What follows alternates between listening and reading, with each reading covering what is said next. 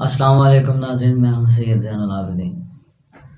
کیا ہی بدقسمت ہوگا وہ گھر جس کے مکین یعنی کہ اس کے رہنے والے یہ چاہتے ہیں کہ کاش ہمیں کوئی موقع ملے ایسا اور ہم اسی اچھے گھر میں چلے جائیں، اور کیا ہی بدقسمت ہوگی وہ ریاست جس کے شہری یعنی کہ اس کے نوجوان جو اس کے اندر رہتے ہیں، پڑھے لکھے گریجویٹس لوگ، جو یہ سوچتے ہوں کہ کس دن ہمیں موقع ملے اور ہم کسی اچھے ملک میں چلے جائیں جہاں ہماری صلاحیتوں کا اچھا استعمال ہو اور ہم زندگی کے لیے کچھ بہتر کریں۔ اس بدقسمت چیز کو کہتے ہیں ہیومن کیپٹل فلائٹ یا برین ڈرین۔ تو ناظرین، ریاست جو ہوتی ہے نا، وہ ہمارے تحفظ کے لیے بنتی ہے، ہم ریاست کے تحفظ کے لیے نہیں بنتے ہیں۔ کچھ لوگ کہتے ہیں کہ بھائی ریاست پہ تنقید نہ کرو۔ انسان کسی بھی ریاست کا سرمایہ ہوتے ہیں، ہیومن کیپٹل، اور جب یہ ہیومن کیپٹل افرادی قوت ایک ملک چھوڑ کر اپنے بہتر روزگار کے وسائل کے لیے دوسرے ملک چلی جائے، یہ برین ڈرین کہلاتا ہے، ہیومن کیپٹل فلائٹ۔ ظاہر ہے جب یہاں کوالٹی آف لائف نہیں ہے، اچھا روزگار نہیں ہے، انسان کو سیکیورٹی نہیں ہے، تو باہر ہی جانا نا سب نے اس ملک کو چھوڑ کے۔ اور یہ برین ڈرین کیوں ہوتا ہے اور اس کے ایفیکٹس کیا ہیں، کازز کیا ہیں، اس پر تو ہم بعد میں بات کریں گے۔ پہلے آپ یہ دیکھیں کہ یہ ہجرت جو ہے وہ کتنے بڑے پیمانے پہ ہو رہی ہے، کس قدر الارمنگ سچویشن ہے یہ کہ دیکھیں صرف 2019 سے 20 کے درمیان 4 لاکھ ہائیلی پروفیشنل ایجوکیٹڈ جو تھے وہ پاکستان چھوڑ کے باہر چلے گئے۔ یہ تعلیم یافتہ لوگ تھے، بے روزگار جو ہیں وہ اس میں شامل نہیں ہیں۔ ان 2 سالوں میں 8 لاکھ یعنی کہ 8 لاکھ جو ینگ گریجویٹ یا انڈر گریجویٹ تھے وہ پاکستان چھوڑ کے چلے گئے۔ یہ پرانی تحقیق ہے، ابھی تو اور بھی زیادہ ہو گئے ہوں گے۔ ان میں سے 3 لاکھ 2018 میں گئے، 2019 میں یہ تعداد جو ہے وہ 5 لاکھ ہو گئی، اور یہ اس گورنمنٹ کے انڈر ہوا جو کہتی تھی کہ بھائی اتنی نوکریاں پیدا کریں گے کہ باہر سے لوگ آئیں گے یا نوکریاں ڈھونڈنے کے لیے۔ وہ کہاں ہیں نوکریاں، ہمیں بھی دے دو ایک آدھی۔ اس کے علاوہ 8 لاکھ کے علاوہ جو ہے 29,000 ہائیلی ایجوکیٹڈ جو پی ایچ ڈیز تھے یا آگے ایم ایس کرنے والے تھے، اس کے علاوہ 3.7 لاکھ 3.5 لاکھ ہائیلی اسکلڈ جو تھے وہ چھوڑ کے چلے گئے آپ کو۔ اسی طرح ایک ایسٹیمیٹ کے مطابق سن 2018 سے 20 کے درمیان 2 سالوں میں تقریباً 25,000 الیکٹریشین اس ملک کو چھوڑ کے باہر چلا گیا، کہ ایک الیکٹریشین بھی اس ملک کے اندر اپنا فیوچر جو ہے وہ سیو نہیں سمجھتا، کہ اسے لگتا ہے کہ میرا ہنر یہاں تو کسی کام کا نہیں ہے، یہاں تو اسے 2 وقت کی روٹی نہیں نصیب ہونی۔ الیکٹریشین آپ کو چھوڑ کے باہر چلا گیا، اوپر والوں کے لیے تو بس آپ دعائیں کریں۔ تقریباً 13,000 ایگریکلچر کے پروفیسر جو ایگریکلچر کے ماہرین تھے وہ اس ملک کو چھوڑ کر باہر چلے گئے۔ ناظرین، یہ ایک زرعی ملک ہے جس کے 60% آبادی کا انحصار جو ہے وہ زراعت پہ ہے، وہ بھی چلے گئے چھوڑ کے۔ زراعت دیکھ لیں پرانے طریقوں سے ہو رہی ہے، جس کی لاٹھی اس کی بھینس، ذمہ داروں کو پانی مل جاتا ہے، چھوٹے کسانوں کو پانی نہیں ملتا، چوریاں ہو رہی ہیں، چینی چوری ہو رہی ہے، گندم چوری ہو رہی ہے۔ تو 13,000 ایگریکلچر کے پروفیسر جب اس ملک کو چھوڑ کے باہر چلے گئے۔ اس کے علاوہ جس شعبے کو سب سے زیادہ ڈینٹ پڑا ہے وہ انجینئرنگ کا ہے، کیونکہ پورے ملک میں انفراسٹرکچر بند پڑی ہوئی ہے، اور جو تھوڑا بہت انفراسٹرکچر کا کام ہوا ہے وہ قرضے لے کے ہوا ہے، جس نے فائدے کے بجائے اس ملک کو اور نقصان دیا۔ تو وہ لوگ جو کہتے ہیں کہ جی سڑکیں بنانے سے کون سا ترقی ہو جاتی ہے، تو ان سے گزارش ہے جہاں آپ اتنا کچھ پڑھتے رہتے ہیں ذرا تاریخ کا مطالعہ کریں کہ اس دنیا میں اچھی امپائرز میں سے ایک رومن امپائرز تھی جس نے رول کیا ہے ورلڈ کو۔ ان کی ترقی کے 2 راز تھے، ایک یہ کہ ان کے پاس ملٹری تھی جو کہ اس دور کی ڈیمانڈ تھی، ایک کال ہے کہ اگر آپ امن چاہتے ہو تو پھر جنگ کے لیے تیار رہو، یعنی کہ وہ لوگ جو ہماری فوج میں بھیجا تنقید کرتے ہیں ان کے لیے بھی بتا دیں کہ قوموں نے ترقی کی ہے، اپنے ڈیفنس کو مضبوط رکھے۔ تو ایک تو ان کی ملٹری کا راز تھا کہ انہوں نے اپنے افرادی قوت کو اپنے دفاع کے لیے استعمال کیا اور اپنا دفاع جو ہے وہ ناقابل تسخیر کر دیا۔ دوسرا تھا انفراسٹرکچر، انہوں نے ایسی سڑکیں بنائیں، قلعے بنائے، ایجوکیشن انسٹیٹیوٹ بنایا، نئے نئے شہر بسائے، اور پھر اس بنیاد پہ انہوں نے دنیا کو رول کیا۔ اگر چائنا کی تاریخ کا مطالعہ کیا جائے تو ایک مشہور لیڈر چیئرمین ماؤ، جسے اردو میں ماؤ زیدنگ بھی کہتے ہیں، بہت سے لوگ پاکستان میں سمجھتے ہوں گے کہ چائنا کی ترقی جو ہے وہ ان کے بعد شروع ہوئی ہے، ایسا نہیں ہے۔ اصل ترقی جو ہے چائنا کی وہ ڈین جاؤپونگ، اس کو جا کر پڑھیں، اس نے ماڈرن چائنا کی بنیاد رکھی۔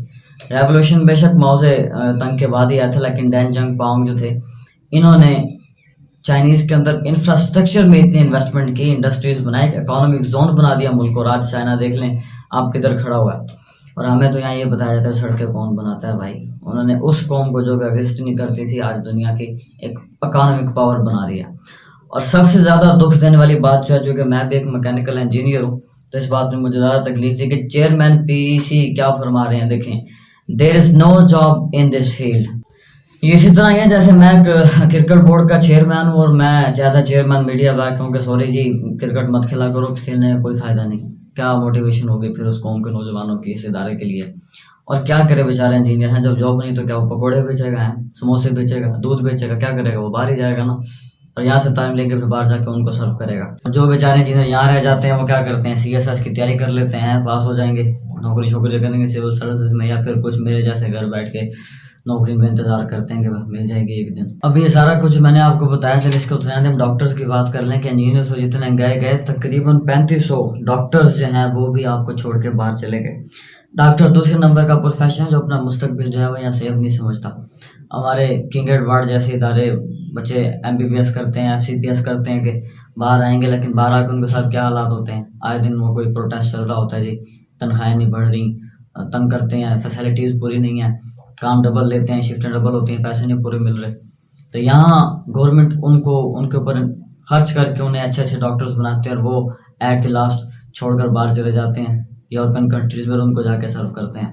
میں ان کو بلیم نہیں کر رہا، اور بیچارے کریں بھی کیا جب ان کو پتہ ہے اتنا اخراجات کر کے اپنی زندگی کا سنہرا وقت ضائع کر کے، اور یہاں گالیاں کھانی ہیں لوگوں کی، اور گورنمنٹ نے کچھ دینا نہیں، اپنے بچوں کا فیوچر سیو نہیں ہے، کیا کریں پھر وہ ہیں، باہر ہی جائیں گے نا. کوئی سوشل سیکورٹی نہیں ہے، کوئی مالی تحفظ نہیں حاصل انہیں، کوئی عزت نہیں مل رہی یہاں، تو پھر باہر جانا تو مجبوری ہے نا ان کی. آپ کو پتہ ہے کہ HEC یعنی کہ ہائر ایجوکیشن کمیشن نے 132 اسٹوڈنٹس کو اسکالرشپ پہ باہر پڑھنے کے لیے بھیجا، کہ شرط یہ تھی کہ وہ واپس آ کر 5 سال جو ہے ملک کو سرو کریں گے. تو ناظرین واپس کتنے آئے؟ صرف 32، باقی بھاگے، نہیں آنا چاہتے تھے واپس، اور وہیں گئے اور وہاں انہوں نے اپنی لائف کو جو وہ سیٹل کر لیا. ہماری جو PIA ہے، پاکستان انٹرنیشنل ایئر لائن، آپ کو پتہ ہے کہ اس کا آدھا کرو جو ہے یورپ جاتا ہے اور جا کے غائب ہو جاتا ہے، واپس ہی نہیں آتا. تو ناظرین کون ہے اس چیز کا ذمہ دار؟ آخر کیوں نہیں پوچھتے آپ کے جنہوں نے یہ ہائیبرڈ اسٹیٹ بنائی ہوئی ہے؟ آپ دیکھ ہی نہیں رہے کہ ہمارا نوجوان جو ہے وہ کتنا ایکسٹریمسٹ ہو گیا ہے. اگر کوئی ریفارمس کی بات کرے تو کہتے ہیں چل بھائی تجھے کیا لینا دینا سیاست سے، تو ملک کا ماما لگتا ہے، چودھری لگتا ہے اس ملک کا، تو بات نہیں کرتا سیاست پہ. اور کیسے یہ سیاستدان اس ملک کو لوٹ کے کھا رہے ہیں، کوئی بات نہیں کرے گا، نہیں جی سیاست تو گند ہے، اس پہ بات کیوں کریں. اور کوئی ایسی بات کرتے ہو تو کہتے ہیں بھائی اتنا ہی مسئلہ ہے تو چھوڑ دو نا ملک، just leave us alone and get out. Just leave the country. We don't want you. Get out. This is what you say. And so it be. They're gone. And still going more and more. تو باقی پیچھے کون بچ جاتا ہے؟ وہی نوجوان جو ہر روز اپنے مطالبات منوانے کے لیے سڑکوں پہ نکل آتے ہیں تلواریں لے کے. ان کو پتہ ہی نہیں چلتا کہ ہم اتنے ایکسٹریمسٹ ہو گئے ہیں کہ ان کی قوت برداشت ہے وہ جواب دے گی، ہلکے سے کوئی ان کے جذبات بھڑکاتا ہے اور اٹھ کے وہ دروازے پہ آ جاتے ہیں، روڈز پہ آ جاتے ہیں، ملک کے ملک کو نقصان پہنچاتے ہیں. یہ ہو کیوں رہا ہے؟ وہی انویسٹ نہیں کیا اپنے تعلیم پہ. اور مڈل کلاس طبقے کو کہاں اجازت ہے کہ وہ ایجوکیشن جیسے اداروں میں جا کے پڑھ سکے؟ اس تعلیم کے آپ نے ڈسٹربنس اتنے پیدا کر دیا، ڈفرینس اتنا پیدا کر دیا کہ جو غریب کا بچہ ہے وہ نیچے رہے، آپ اور آئے نا. پھر وہ کہتے ہیں کہ ایکسٹریمسٹ ہو گیا. کیا کرے پھر وہ؟ خواتین کو ہم پڑھنے نہیں دیتے. ملک کا تقریباً 50 سے 52% خواتین پہ مشتمل ہے. جب ان کو ہم گھر بٹھا کے رکھیں گے تو کہاں سے ملک کے GDP میں اپنا حصہ ڈالیں گے بھائی؟ گھنٹہ ترقی کرے گا پھر ملک؟ اور یہ ہو کیوں رہا ہے؟ یہ برین ڈرن سٹارٹ کہاں سے ہوتا ہے؟ اس کے لیے بھی پیچھے جانا پڑے گا. 1971 میں تا قیامت رہنے والا ریاست جو تھا، ملک تھا، وہ 2 لخت ہو گیا. اور بنگلہ دیش جو تھا وہ انڈسٹریل اسٹیٹ تھا، اور پاکستان ایسٹ یعنی کہ ویسٹ پاکستان جو ہے انڈسٹریل اسٹیٹ نہیں تھا. جب یہ علیحدہ ہوا تو نوجوان جو ہے وہ باہر سڑکوں پہ نکلا کہ نوکریاں نہیں ہے بھائی ہمارے پاس. بھٹو صاحب پریشان ہو گئے، انہوں نے کہا کیا کریں ان کا. پھر انہوں نے خلیجی ممالک سے معاہدے کیے کہ ہمارے یہاں جو ورکرز ہیں وہ اپنے انڈسٹریل میں ان کو جگہ دیں انڈسٹریز میں. اور وہ پھر بتایا لڑکوں کو بھی یہاں کے نوجوانوں کو باہر جاؤ، اچھا کماؤ، اور اپنے لوگوں کو بھی سرو کرو، ان کو بھی سرو کرو. ایون کہ اب جاوید عباسی صاحب جو نون لیگ کے پارلیمنٹیرین ہیں، انہوں نے ایک بل پاس کرایا عربی زبان سیکھنے کا کیپٹل اسکول میں، کہ بچوں کو عربی آنی چاہیے. تو بہت سے لوگ کہہ رہے تھے کہ جی وہ اسلام کی خدمت ہو رہی ہے، حالانکہ جاوید عباسی صاحب نے آن دی فلور خود اس بات کا اقرار کیا کہ ہم اپنے بچوں کو جو ہے اسکول میں عربی اس لیے سکھا رہے ہیں کہ جب وہ کام کرنے کے لیے باہر جائیں عرب ممالک میں، خلیجی ممالک میں، تو انہیں عربی آتی ہو. اچھا ناظرین کیا مزے کا خیز بات ہے کہ آپ کا کام، ہمارے پارلیمنٹیرین جو ہیں جو ہمارے ایوان اقتدار میں بیٹھے ہیں، ان کا کام یہاں نوکریاں پیدا کرنا ہے کہ یہاں نوجوانوں کو نوکریاں دیں. یہ کام آپ کا نہیں ہے کہ آپ ایسے حالات پیدا کریں کہ تیاری کریں کہ اب جانا ہی باہر ہے. اس ملک کے اندر نوکریاں پیدا کرنی تھیں آپ نے. کچھ لوگ کہتے ہیں جی کہ چلو باہر جا رہے ہیں، ملک کے اندر فارن ریزرو بڑھ رہا ہے، ریمیٹنس بڑھ رہا ہے. بھائی ریمیٹنس اچھی ہوتی ہے، چلو باہر کا کاروبار، لیکن اتنی ریمیٹنس کے پاس ملک میں کچھ نہ بچے ہیں، ساری ریمیٹنس اٹھا کے باہر لے جاؤ، سارے پیچھے کون بچے گا؟ تبھی تو پھر ایسا ہوتا ہے کہ کمر کا درد کا علاج کرانے کے لیے بھی پھر لندن جانا پڑتا ہے. یہاں تو بچا ہی نہیں کوئی، سارے باہر چلے گئے ہیں. تو یہ حالات ہیں. پھر جناب کولڈ وار شروع ہو جاتی ہے، افغان وار. ارے لوگ کہتے ہیں کہ جی ہم تو امریکہ کے ساتھ ہیں، اور اس سے پہلے جب افغان ریفیوجیز یہاں آئے تو ان کے ساتھ پھر آگے فیون چرچ وغیرہ وغیرہ آئے ہیں. ان سارے معاملات نے آپ کے نوجوانوں کو دیکھو کیا چیزیں تقسیم کی ہیں. اور یہاں خودکش دھماکے شروع ہو جاتے ہیں, وار اینڈ ٹیرر کا آغاز ہو جاتا ہے. تو پھر کون ایسے ملک میں رہنا چاہے گا جہاں اس کو یہی نہیں پتہ کہ میں باہر جاؤں گا تو پتہ نہیں واپس آؤں گا کہ نہیں.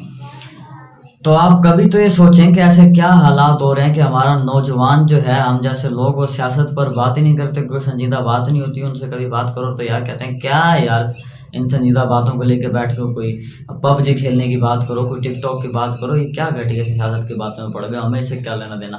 جو رات قبر میں وہ باہر نہیں ہے, مر جائیں گے ایک دن, تو چپ کر کے گزارا کرو, باقی نہیں گزار رہے. اور جو بات کرتے ہیں ہم جیسے لوگوں نے کہتے ہیں تو بے وقوف ہیں, سٹھے آ گئے اپنا ٹائم ضائع کر رہے ہیں, کوئی کام ملتا نہیں ہے تو آ جاتے ہیں ادھر سے باتیں کر. ہمارے ملک میں لوگوں کو یہ بات جو ہے نا, یہ تھیوری سکھا دی گئی ہے کبوتر والی کہ بھائی آنکھیں بند کر لو اور ایک دن آپ اٹھو گے اور حالات بہتر ہو جائیں گے. تو بھائی کیسے ہوں گے بہتر جب تو کوئی بات نہیں کرے گا اسٹیٹ پہ. ہمارے مسلم ممالک ہندوستان میں بھی ایسے حالات ہیں. کیوں ہوتے ہیں ایسے حالات اسٹیٹ کے اندر؟ آپ ذرا خود بتائیں مجھے. اس بات کی عظمت کا اندازہ آپ کو یہیں سے ہو جائے گا کہ آپ جتنے بھی آپ کے جاننے والے قریبی ہیں اس ملک میں جو رہنے والے ہیں, اگر ان کو یہ بتایا جائے کہ بھائی آپ کو امریکہ کا, کینیڈا کا ہے, یورپ کا ویزا مل رہا ہے, تو کون ایسا شیر دل آدمی ہو جائے گا میں نہیں جاتا. ہر بندہ ہی جانا چاہ رہا ہے کیونکہ یہاں لائف سیکیور نہیں, انویسٹ نہیں ہو رہا تعلیم پہ, نہ پبلک سیکٹر پہ, اور نہ ہی لوگوں کے اوپر. اصل ہمارے ریمیٹنس, ہمارے جو ٹیکسز تھے وہ تو ہمارے اوپر ہی خرچ ہونے چاہیے تھے نا.